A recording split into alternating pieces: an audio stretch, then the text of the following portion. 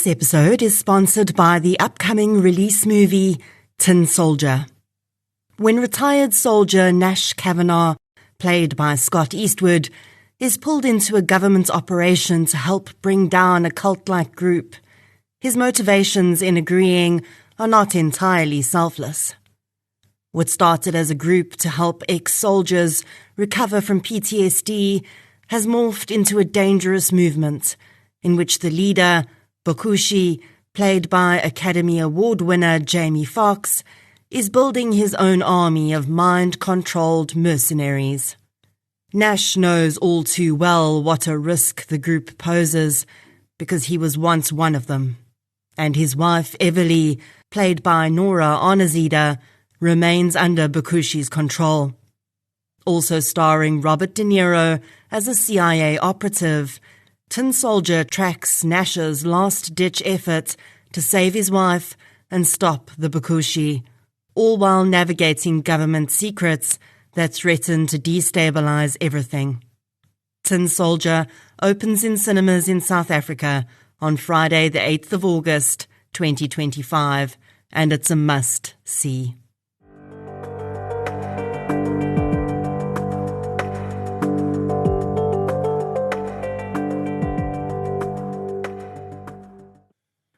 Welcome to True Crime South Africa.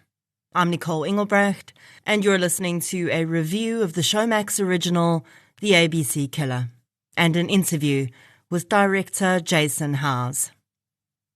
If you're a true crime content consumer in South Africa, I probably don't need to tell you who Moses Sithole is, although I'll tell you just in case. A tagline to the new Showmax original series about his crimes describes him as South Africa's Ted Bundy. And although I get why they say that, I think Ted Bundy might be America's Moses Sithole. Yes, I know Bundy came first, but South Africa's serial killer landscape is just so different from America's that I do think there's little comparison. Moses Sithole committed his crimes in a time in South Africa when there was a huge uptick in serial killers. More on why later. He would eventually be convicted on 38 murders, 40 rapes, and 6 robberies, and become one of the most prolific serial killers in the country's modern history. I covered the case way back in episode 9 of the podcast. Since then, I've received a huge amount of feedback on Moses, and some anecdotes from people who've met him or had some form of contact with him through their work. I'll share some of those stories toward the end of this episode. Over the years, there have been a few other pieces of content created around his crimes. Podcasts, YouTube videos, and he's been included in a book or two. If you know the podcast, then you know that I'm not one for the creation of true crime content just for the sake of it, especially when that content brings nothing new. So I will admit, I was interested to see that Showmax's latest original crime series was about Sithole, and a little concerned that it might just be a rehashing of the life and times of the perpetrator with little concern for his victims. But I needn't have worried. In fact, the series, which is on the Showmax app for you to watch right now, actually introduced me to elements of this case I didn't know existed, which is no mean feat when you've spent the last 6 years of your life solely dedicated to true crime. Most importantly for me, as someone who tries to produce victim-centered true crime content, the series does not gloss over the victim's experience. In fact, it brings it right up front and ensures you can never forget that at least 38 women lost their lives to this man, and at least one woman has lived most of her life dealing with the trauma of his violence against her. I'm going to do my best not to spoil any of the stuff that made my jaw drop in this series, but in my discussion with director Jason Howes, I do touch on some aspects of the content. This is Jason's second crime series production. His last was another Showmax original about the crimes of Stuart Wilkin, the series Boetie Boer, Inside the Mind of a Monster, which is still up on the Showmax app as well. And that too was an incredible piece of work, which was nominated for a SAFTA award. Jason is an experienced and talented storyteller in film. And although he's told many human stories, true crime hasn't featured a lot in his work. But he clearly has a talent for the genre. As is so often the case in the genre, one case leads you on to another. And Jason started delving into Moses Sithole while he was working on the Stuart Wilkin series. And with 2 serial killer series now under his belt, I asked Jason whether he thought he'd developed a bit of a thing for serial killers.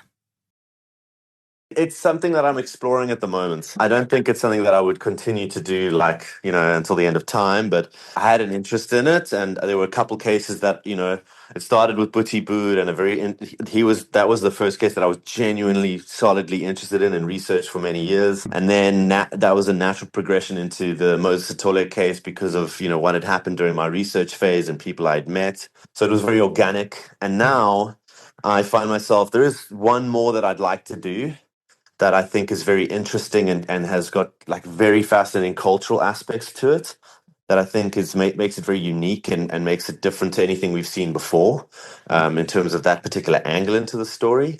And so I'm willing to put a bit of time and effort behind. But beyond that, I don't know. I think I might be focusing on other types of content. Stuff is not the easiest to digest at times, and it does linger. So I don't know if I want to be doing it, all the time, but they remain very fascinating people, and they're an interesting sort of look into the human condition, as it were, and what drives the choices we make, what makes us who we are. Why do some of us have this in us, have this ability to do these heinous things? It is interesting, and I think it's worth discussing and exploring, and I think it's the ultimate true crime. Serial killers are such interesting people. I think it's a difficult subject to sort of depict because you're kind of having to really be careful about not being too grotesque, and you don't want to be exploitative. You don't want to take advantage of this narrative in that way. But at the same token, you have a responsibility to depict these people for who and what they were, because any softening of that, I feel, is unjust against those that lost, It's like they went through the absolute hell of the experience. To soften it too much is almost devaluing their experience. So it's a fine line that we straddle, and so far I've managed to get away with what I've done. But each narrative gets darker and darker, so let's see where we end up. You heard Jason mention in there about people he'd met while working on the Boetie Boer series, which had led him to Moses Sithole's case. One of those people was Tamsin de Beer. If you've listened to the episode I did on this case, you might remember Tamsin as the young journalist who started communicating with Moses while he was still active in his series. He'd called into the Star newspaper one evening while Tamsin was on duty, and that started an ongoing series of calls which would eventually lead Tamsin to trying to help police to catch Sithole. When I covered the case originally, I did mention Tamsin and even included a sound clip of a statement she'd made. But watching the ABC killer, I realized how little I'd actually understood her role in this case, and also the very interesting psychological journey she went through as a result. Jason and his team also do an incredible job of using the young cub reporter's own life at the time to contrast against what was happening in South Africa and how different the victim's lived experience was. In the mid-1990s, when Moses was most active, the country was just shifting away from apartheid and into a democratic society. Understandably, there were significant teething pains, as the country as a whole learned how to be a place where everyone had the same rights, and where crime was concerned, The SAPS learned how to adjust to now being a service for all people instead of a force, often harnessed against the majority. The ABC Killer series highlights this very well, and also how serial killers moved unseen within this chaos. Here's Jason's thoughts on depicting that in the series. Yeah, it was a very strange time, like we mentioned in the documentary, that it was in that window period where we'd become this democracy and there'd been this like overnight change in the way our society works, but we didn't have a constitution in place yet. Our police force had just changed into a police service and their mandate completely changed as well. So it was ripe for this type of activity, and there was certainly a spike in violent criminal activity, whether it was cash and transit heists, whether it was serial murder and gender-based violence. Like it happened so fast that a lot of people just didn't actually know what to do with it. They were almost lost in this freedom or this democracy a little bit. So everyone was trying to find their feet, and that's why during that time it appeared as a lot of lawlessness. It really just appeared that way. But I mean, what an interesting time, but a difficult time as well. As I've said before, South African serial killers, and really all crime, is very much unique to the country, and sometimes even the province it's happening in. All the cultural, socioeconomic, and political aspects of a region feed into how crimes are committed. So the serial killer profile in the United States, for instance, is not the same as it is in South Africa. Through his exploration of Sithole, Jason discovered this too. Just to add to that, or just to link that to that particular period in South Africa's history, and in both my series that I've made, I talk about a former FBI agent who was sort of like the godfather of the serial killer investigation, sort of building that whole sort of idea of serial killers as a phenomenon, Robert Ressler. And he came to South Africa during that time to assist with building a profile, right? And we talk about this in the series, and his profile was completely incorrect because he was coming at it from this perspective of what he had seen in the American landscape. And even as simple as something as like in the American landscape, it was plausible that many of the serial killers could move around with their own vehicle. They had the buying power to have their own transport, or they would utilize public transport because there was a public transport network that was quite robust. But in South Africa, it wasn't like that at all. So you couldn't apply that thinking. Largely everything is done on foot. People don't have that much expendable income, etc. It's all these culturally specific and country specific elements that make South Africa as a landscape for this kind of phenomenon so unique. And we saw that there, where somebody from America tried to apply what they understood about the way these guys work, and he was completely wrong. I will tell you that even though this phenomenon of country-specific crime behaviour is more widely understood now, I did have a conversation the other day with a whole professor of criminology at a university in the United States, who was completely mind-blown when I explained how different South African serial killers are to theirs. She had no idea that criminal behaviour varied from country to country. In a way, this period in time was beneficial to our crime-fighting skills in the long run, because it forced us to get really good at catching serial killers. 100%. Yeah, I mean, the groundwork that was done by people like Mickey Pistorius and other members of the murder and robbery units and stuff like that, as it were, remarkable work that was done there. The adoption of new ways of processing forensic evidence and DNA evidence, etc., etc. We were very much blazing a trail and very up for it. And it's so nice to be able to speak to some of these people that were around at that time and have them share their experiences, because these were unsung heroes, people that like no one really knew who they were, but they were the behind the scenes actually doing the good work. And at that point in time, we had a lot to prove. I think in the new series, in the ABC Killer, it's so nice to show that, well, one, there was doubt from society. Even Mandela himself was doubtful that this team of investigators were actually going to solve this crime. He said it to one of the guys. He was like, I don't know if you're going to find this guy. But obviously he was happily surprised, and they were up to the task, right? And they worked together, and they showed that they could serve the people, because they needed to prove that to the people of this country, especially these vulnerable African women that were largely feeling very isolated and very much the sort of target. There's some wonderful coverage in the news and stuff like that. People being interviewed in the streets, women being interviewed in the streets about how they feel. And it's great that, like, I always use this as like an analogy, but if the Rugby World Cup was Mandela's way of bringing people together behind a common cause, the people of South Africa, behind this euphoric opportunity, this moment in time that could really unite us. This particular case did the same for our police service. It was a good cause to get behind, and it was a good reason to work together. And they did. They did work together, and it's, we see the result of that. You heard Jason talk about some unsung heroes there. And this was another element of this case that surprised me in the series. I've delved into a ton of resources about this case, and none of them mentioned the black police officers that were so closely involved in the investigation. Jason says that as soon as he started talking to some of the investigators all these years later, they were quick to acknowledge all of their colleagues who'd been involved.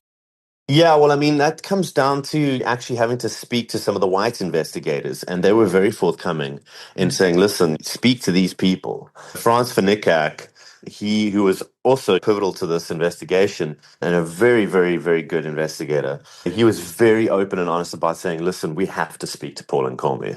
Like, Paul did incredible detective work to track down the identity of Moses Sithole. And I was so grateful to get Paul involved. There were a couple other people that I wanted to speak to that actually declined for some reason. And then obviously there was a couple that also had passed away. But I was very grateful to have Paul involved because, besides being a wonderful person and having some great little one-liners that he that he gave me in his interview, he also could reflect a bit on the experience of having been a young police officer during the apartheid regime and what his hope and dream was, in terms of what he wanted to do with his career. And he wanted to be a murder and robbery investigator. That's what he wanted to do. He wanted to solve important crimes. And he, as much as the white cops, he had a lot to prove. He spoke very openly about the fact that he went from being what his community saw as someone that's working for the enemy to now being somebody that's supposedly working for us, but having to prove that to his community. And as a black person, in a way, this case came at the opportune moment to actually be like, you know what? We are who we say we are now.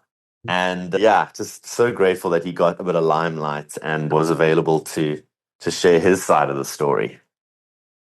If you've read my book, Sizzlers, you'll have read about the experience of that investigating officer, now retired Captain Jonathan Morris, who, as a young coloured man, joined the SAPS during apartheid. He details incredibly shocking treatments that officers who were people of colour received at that time. And I can honestly say that any officer who lasted through that and went on to build a career in the SAPS was undoubtedly there for the right reasons.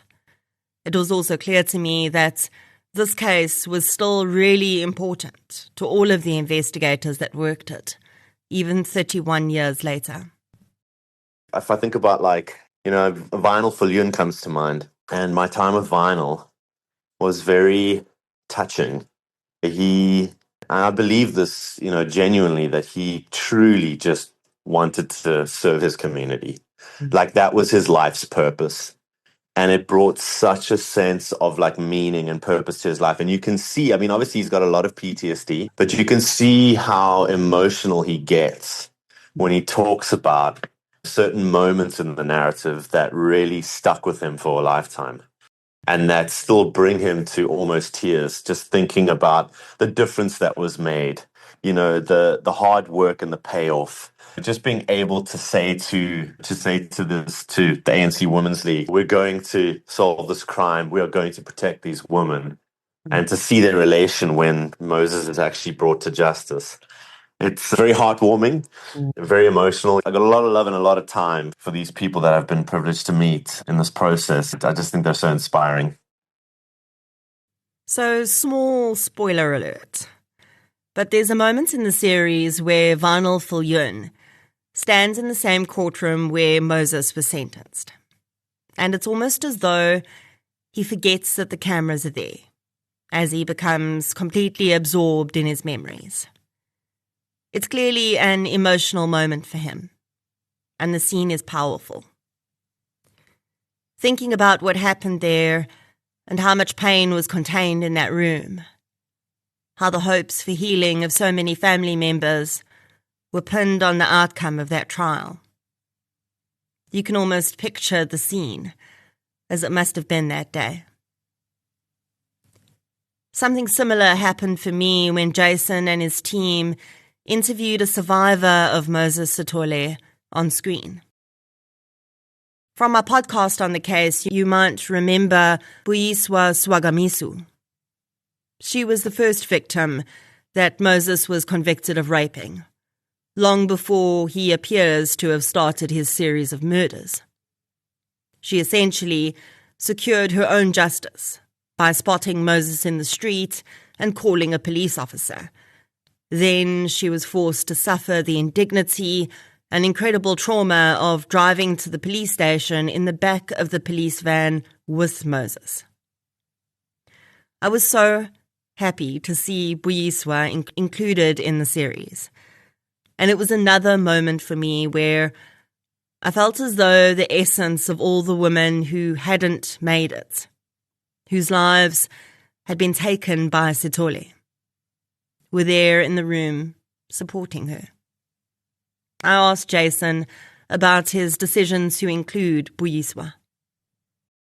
There were so many victims, and I suppose trying to track down all of them was impossible. So when I was able to find Buyiswa, it made sense that she almost became the embodiment of all of the victims' experience. I think the fact that she is largely the sort of motivating reason for him going out and doing what he did, or at least according to him, she was the perfect person to feature and hone in on. And her story is just so remarkable as well.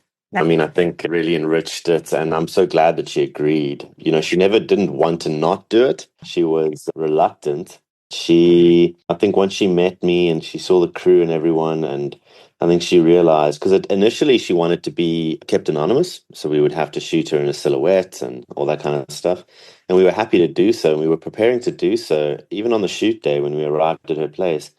And then something changed, and she decided, you know what, I'm not going to hide away. I'm going to speak my truth. And she just felt so empowered. And I think we were just so lucky and so blessed to have her feel confident enough to put herself out there. I said to Jason that I think that it's a testament to him and his team. It's not easy to gain the trust of a survivor of this kind of trauma. And as you'll learn in the series, Buyiswa's trauma did not end with Moses being incarcerated, the first or the second time. She experienced terrible treatment from her own husband and community after the rape. And when Sithole later claimed that she was the whole reason he'd started killing, which, as we know, is incredibly common for sexually motivated serial killers because they have to pin the blame somewhere externally, there were certainly sidelong glances at her then too. What Jason says about her feeling empowered once she started actually telling her story is something that I've found time and time again as well. There's something about the power of a survivor having control over their own story and how they want to tell it that can be incredibly healing. Absolutely. It's like a form of catharsis. You know, they're able to process it. Even if it's years later, there's an element of processing it, sharing that story, speaking truth to power. And I think in many of the cases, I found that in both of these stories that I've told so far, because of the communities that this is happening in, and sort of the sort of cultural nuances that exist within those communities, and the sort of ideals around, you know, traditional ways of thinking, etc. When something like this happens, say a violent crime of a sexual nature, gender-based violence, etc., there's a lot of shame that comes with that. And often what happens is families can become there can be an element of disconnection, relationships can fall apart, some people can be ostracized. And without being able to actually speak their truth in this way. They just get labeled a certain thing. Like in the case of Buiswe, like she speaks about when she came home to tell her husband what happened to her, he turned around and blamed her and beat her because in the traditional sense, there must have been something that the woman did to provoke this in some way, right? And then she lives with that shame. And then her in-laws shame her as well. And it just becomes a lifelong struggle of having not only your dignity taken from you, but also in a way your own identity. And you start being labeled something that you're absolutely not because of these traditional mindsets and these conservative mindsets. So I think, again, we give them a platform if they're willing to speak. And I think in many cases it does help with, healing and coming to terms. It's really this type of true crime content we need, and that I want to see being made in South Africa as we develop this genre in its many forms. Content that centers the victims, brings forward those who were key to solving the crime and not just those who got their names in the articles. And when there is a focus on the offender, it's in a warts and all way, not glorifying or mystifying them. Jason was able to speak with Moses on the phone in preparation for the series. I asked him about that experience. I had about a 30 or 40-minute conversation with him. I was quite excited to actually speak to him after quite a while of trying to track him down. And so I jumped right in and just asked him some pertinent questions, catching up with where he is today, what's it been like, how does he feel, and then like trying to get into a little bit of the nitty-gritty around motivations and has he deeply reflected on what he's done, et cetera, and does he feel any differently, etc. But I think the standout thing for me was that I wanted to get permission, or at least preliminary permission from him to use audio tapes that he had recorded with a psychologist in training who had done a series of interviews with him in 2004 as part of her doctorate, a PhD. And he reluctantly agreed, but he asked me a question. He said, so do you think that if I give you this permission and people hear this stuff or whatever, do you think it's going to change the way society sees me? And I thought that was interesting. Not surprising. I think a lot of the time they do think that after years of being in prison and having gone through what we believe to be rehabilitation and obviously a lot of psychological work that's happened, a lot of them find religion, and then, obviously that is now their salvation. But I had to be quite candid with him and say, I don't think there's a universe where society would see you any differently. I think the extreme nature of your case, of how many people you killed, how many lives you destroyed, is going to render you a monster for the rest of time. And I think you need to accept that. And he was, throughout the entire conversation, he was very soft-spoken. I could understand why people would find him so, I don't know, they're charming, so, disarming. He was not. He just had this very soft-spoken tone. I recognized his voice immediately when he picked up the phone because I'd obviously I'd watched and listened to the tape that he had recorded in prison. And so I knew immediately that that was his voice. But sadly, after that, I never got a chance to speak to him again. He got spooked after that. He kind of avoided me. I think on some level, he started to think and maybe get a bit paranoid as to who I was, what my intentions were. Was I being honest, or was I someone that was now trying to get him into more trouble? He has made attempts in the time that he's been in prison to take the prison system itself to court for what he believes was misconduct and mistreatment. Like, for instance, and I think it was in 2012, he made the news where he had taken the prison system to court, the DCS, because he felt that they mistreated him in moving him far away from his family. So he couldn't see his family. He was moved from the CMAX prison in Pretoria to Mangaung in Bloemfontein. And that created a big distance between him and the little bit of family that he did have. And he's always been kind of vocal. He would always speak out, even when is a little a little tidbit that I picked up along the way, but I was working quite closely with the Deputy Information Officer at the SAPS HQ in Pretoria in tracking down dockets. Wonderful person, Colonel Ayer. She is just and she loves true crime. So she was like all up and trying to help me, and I really appreciate it. I got a lot of time for her. I mean, she really gave me a different experience of the SAPS, let me say that. And she told me she had a memory when she had just started at the information office, of someone phoning her from prison, and it was Moses Sithole. And he was saying to her, listen, I will be your informant on the inside because there's a lot of things that is wrong here in the prison, and I can give you information.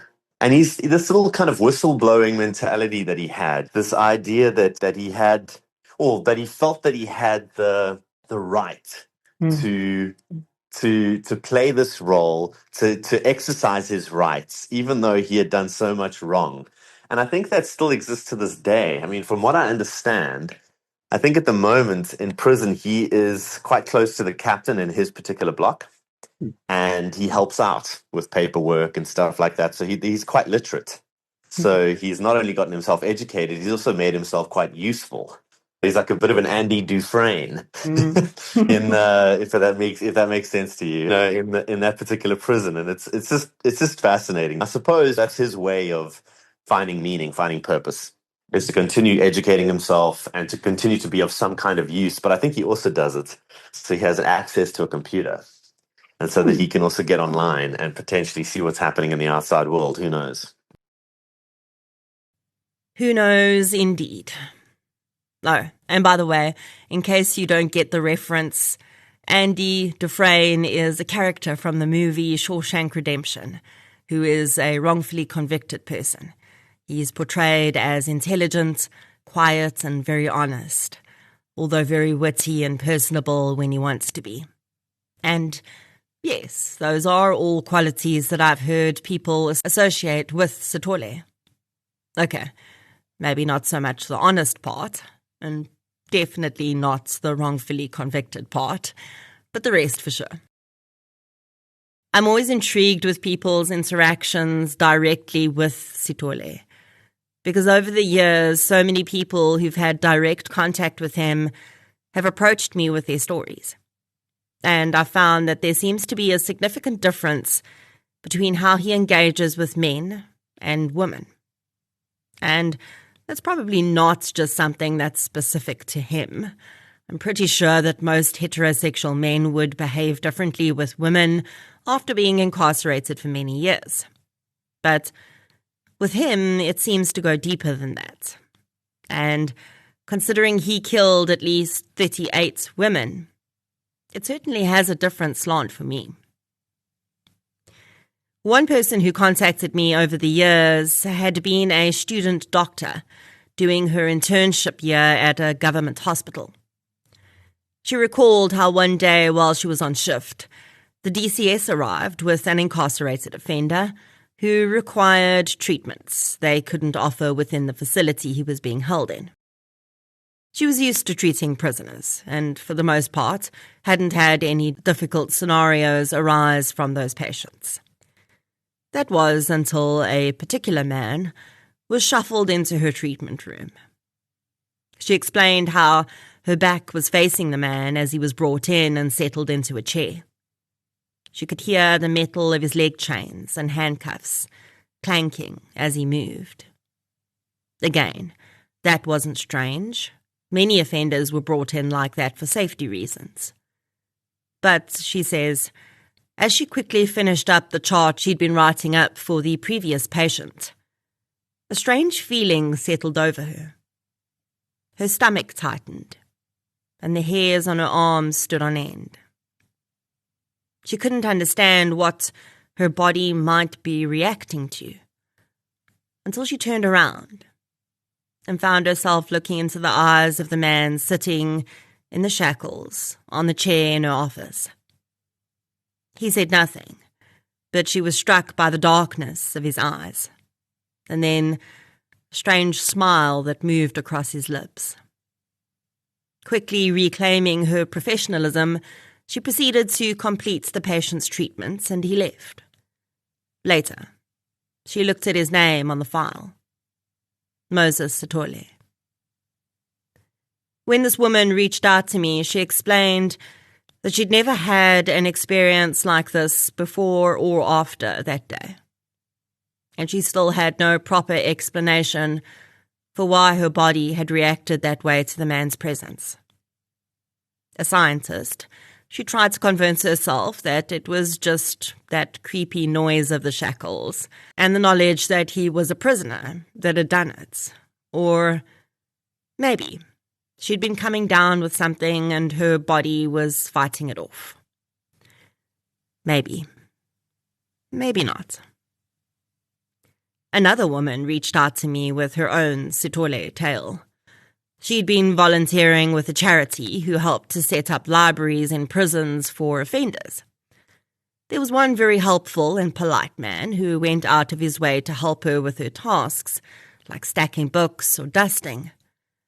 Unlike the doctor, this woman had no physical reaction to the man's presence. In fact, she thought he was very nice and briefly wondered what he might be incarcerated for.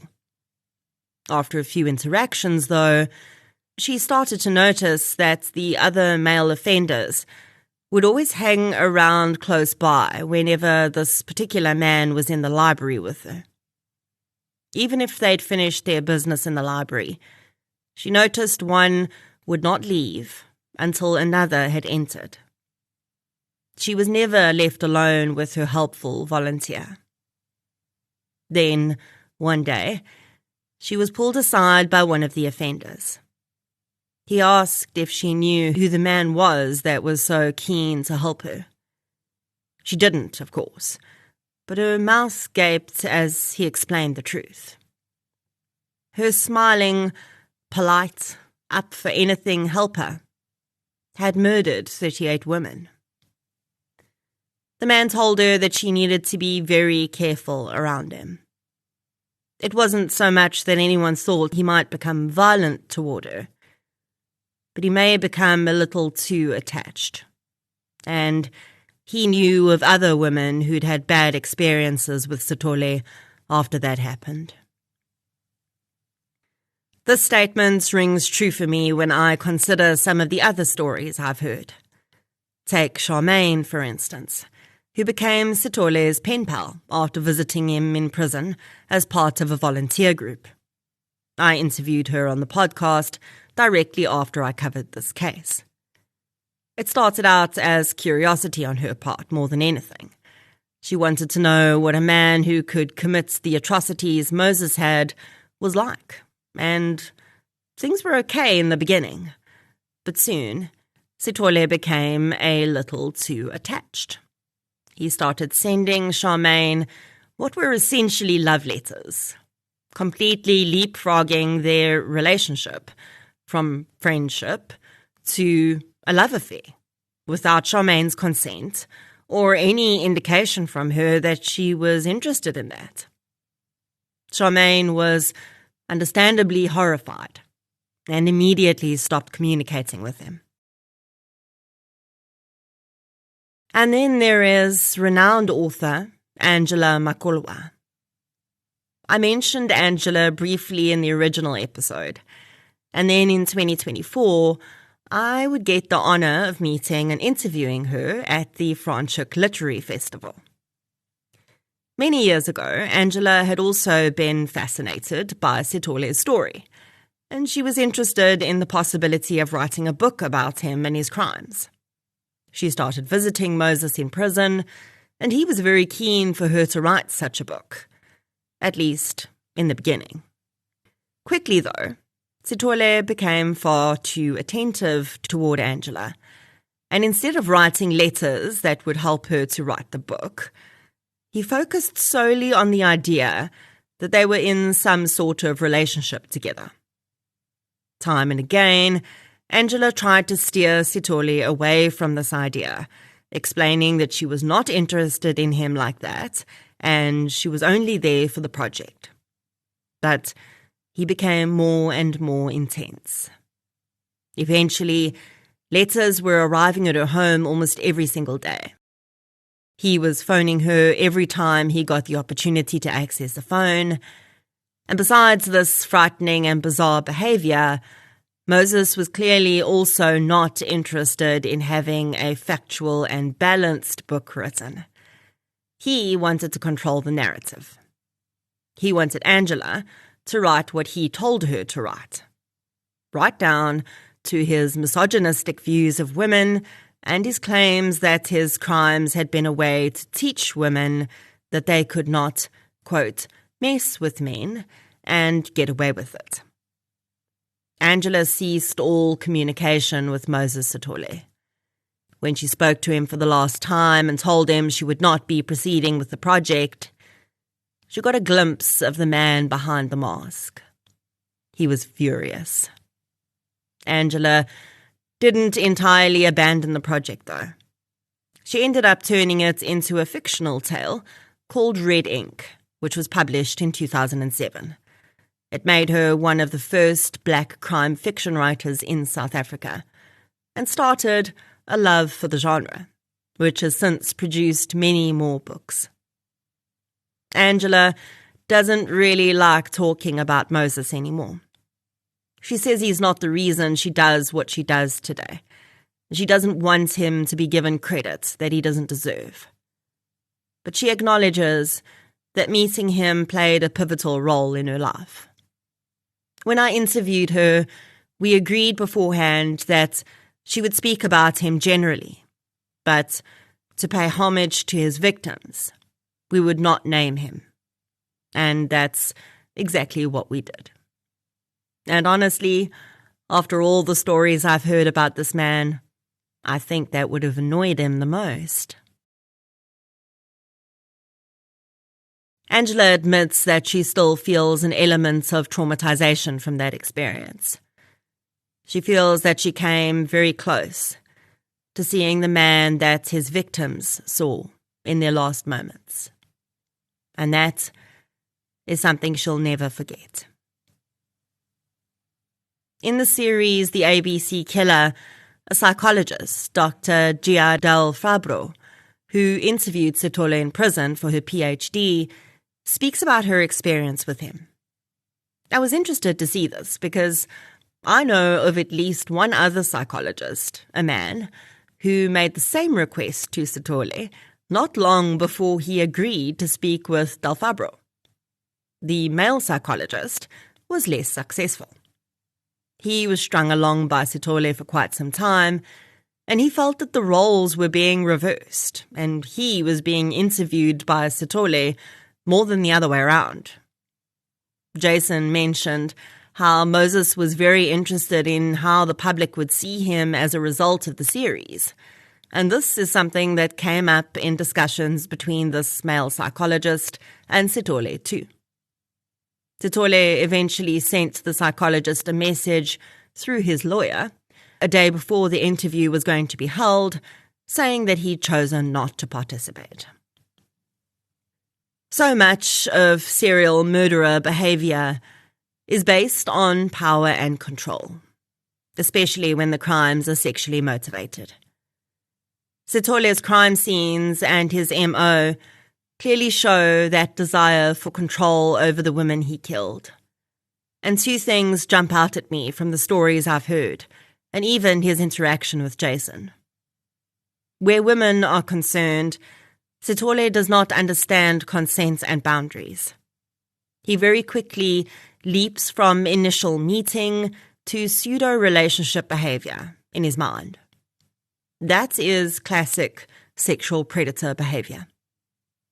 And the other thing is that despite being behind bars, in any way he can, Moses Sithole continues to seek ways to control others and hold power over them. He can't do that physically anymore, but he can do it by withholding contact or accelerating contact. He does it by weaponizing the system and suing the DCS, and even, in my opinion, by becoming the helpful offender in prison who's close to those in power. In short, and of course this is just my opinion, Moses Sithole is not, nor will he ever likely be, rehabilitated.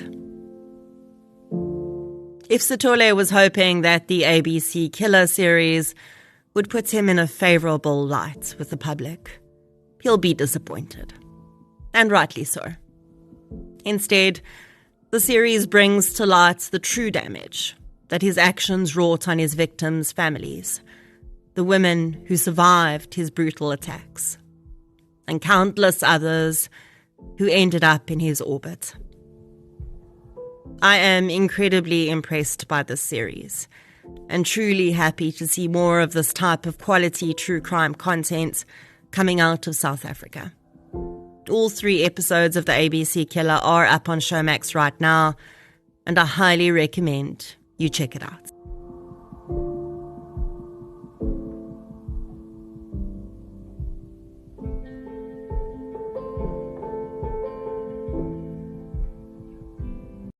If you'd like to hear more victim-focused true crime content, please subscribe to True Crime South Africa on Spotify or the platform you're using to listen right now. If you're looking for something still related to real-life stories, but often with a more positive slant, you can check out my new podcast series, I Lived Through This. You can follow both podcasts on social media. We're on Facebook, Twitter, and Instagram. I'll be back next week with another episode. Until then, thank you for your support, and I'll chat to you soon.